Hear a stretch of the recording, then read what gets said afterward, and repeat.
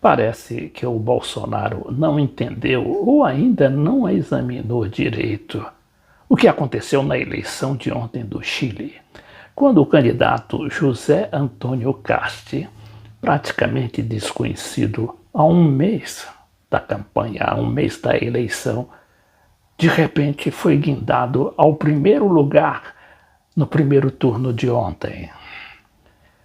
Qual é o milagre?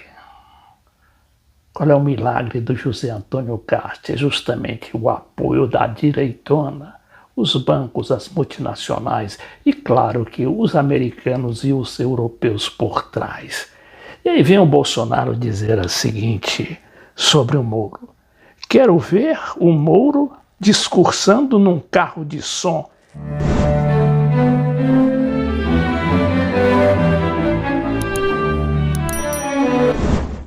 Daqui a pouco a gente examina as eleições no Chile e na Venezuela e também as chamadas ou pretendidas prévias do PSDB. Então vejamos aqui o que diz o Bolsonaro sobre a candidatura do Sérgio Moro. O presidente Jair Bolsonaro disse nesta segunda-feira, em tom irônico, que quer ver Sérgio Moro subir num carro de som e falar com o povo. O ex-ministro da Justiça é seu potencial adversário em 2022. Quero ver ele num carro de som falando com o povo. Só isso, mais nada, afirmou nesta noite Bolsonaro. O mandatário respondeu a comentários de apoiadores no cercadinho que criticavam o ex-juiz da Lava Jato. Que o Sérgio Moro aí a gente vê pela praticamente autodestruição dos tucanos, não é? Como ficou demonstrado nessas prévias de ontem, que o Moro vai surgir ali, ou já surgiu, com uma grande cartada do capital estrangeiro, que parece agora mobilizar toda a mídia, todo o sistema midiático, econômico e multinacional a favor dessa candidatura. Bolsonaro tem razão, o Moro não entende de povo e não vai fazer comício e nem vai precisar fazer comício porque vão fazer por ele, ele vai se distanciar e ficar por cima dos acontecimentos e será altamente preservado pelo que se chama de blindagem midiática. Bom, este é o objetivo, não é? E por quê? Porque se isso der certo, o Bolsonaro acaba sendo atropelado pelo Moro já no primeiro turno e indo para o segundo turno com o Lula. Isso parece uma história mirabolante, mas não é o que está acontecendo ali nas nossas barbas, como houve ontem no Chile. Vejamos aqui essa manchete do jornal Infobae, não é? Que é o grande porta-voz da direita e dizem que da Embaixada Americana em Buenos Aires. Diz que a Bolsa de Santiago, a capital do Chile, fechou com a maior alta diária em 13 anos depois das eleições presidenciais do Chile, que deu o José Antônio Casti batendo o candidato da esquerda, o Gabriel Boric. Ora, o Gabriel Boric estava ali desde o início da campanha em primeiro lugar e ninguém tirava dele e de repente surgiu o José Antônio Casti com todo aquele conglomerado midiático multinacional e acabou varando tudo. Agora, é claro que é uma situação complicada a do Chile, porque o novo presidente, com essa bandeira do Antônio Casti, que é justamente a bandeira do Pinochet, da ditadura pinochetista, vai entrar em colisão direto com a Assembleia Constituinte.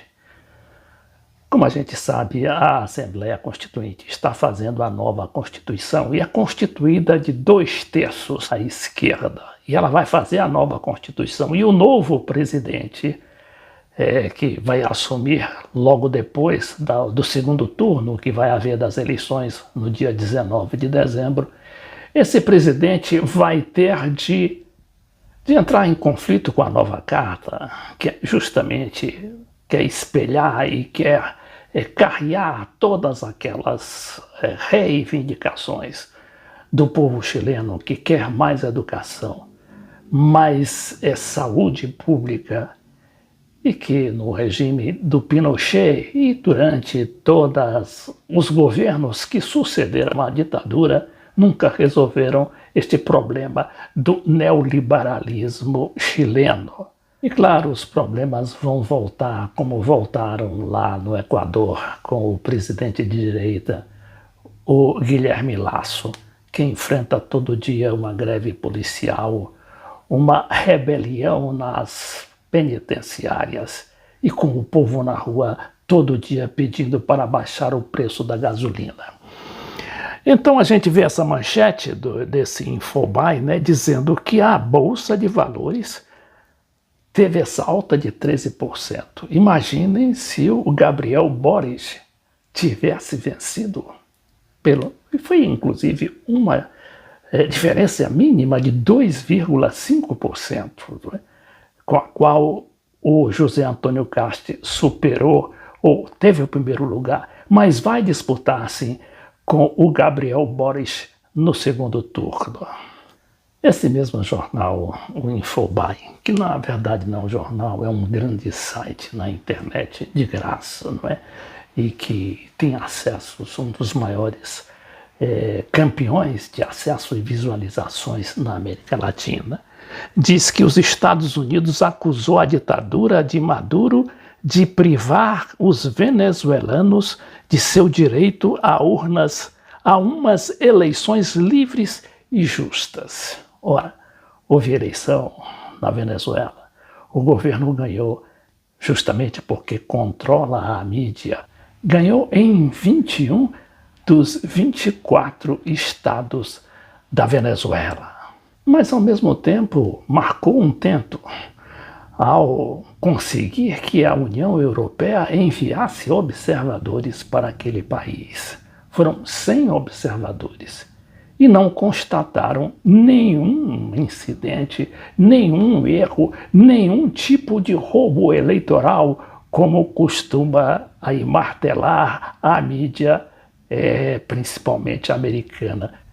E, finalmente, a gente vai examinar a situação em que ficou o PSDB, os pobres tucanos, agora desprezados pela mídia, justamente do Globo, aqui como essa manchete, e que levou os tucanos a fazer pelo menos 2 presidentes, no caso, 2 mandatos presidenciais do Fernando Henrique Cardoso, quando os tucanos tinham algum charme, tinham alguns nomes históricos que ainda não ligados, não é, ao neoliberalismo, eram muito respeitados do ponto de vista, né, da luta, da resistência contra a ditadura, como é o caso do Franco Montoro, ex-governador de São Paulo, do Mário Covas, também ex-governador.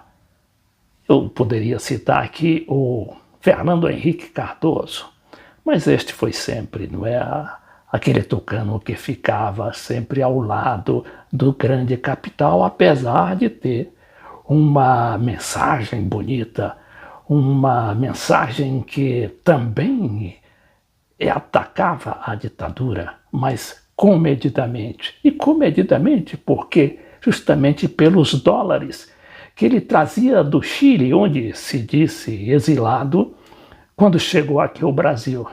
E esses dólares do Fernando Henrique era justamente para a sua campanha presidencial, que se deslanchariam alguns anos depois. Pois é, mas os tucanos são agora carta fora do baralho, como a gente vê aqui nessa manchete aqui do Globo, que fala em maçã podre, laranja, manobras, 2 pontos.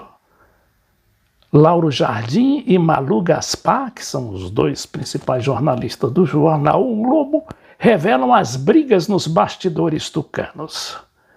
Falha uma ferramenta de votação das prévias presidenciais. Expôs apenas uma parte dos problemas enfrentados pelo partido, que é um problema terrível, porque ganhe quem ganhar essas prévias. Agora dizem que vão completar essa prévia até domingo, não é?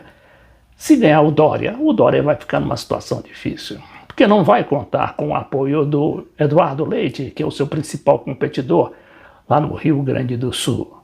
O Dória também se vê numa situação complicada, porque ele vai disputar uma eleição, sair do governo de São Paulo e disputar uma eleição altamente minada, principalmente agora com esse apoio midiático aí, ainda discreto, mas total, absoluto, ao juiz Sérgio Moro. Ou o Dória tem ilusão de que possa atrair esse apoio para a sua candidatura? É algo difícil, não diria impossível, mas muito difícil.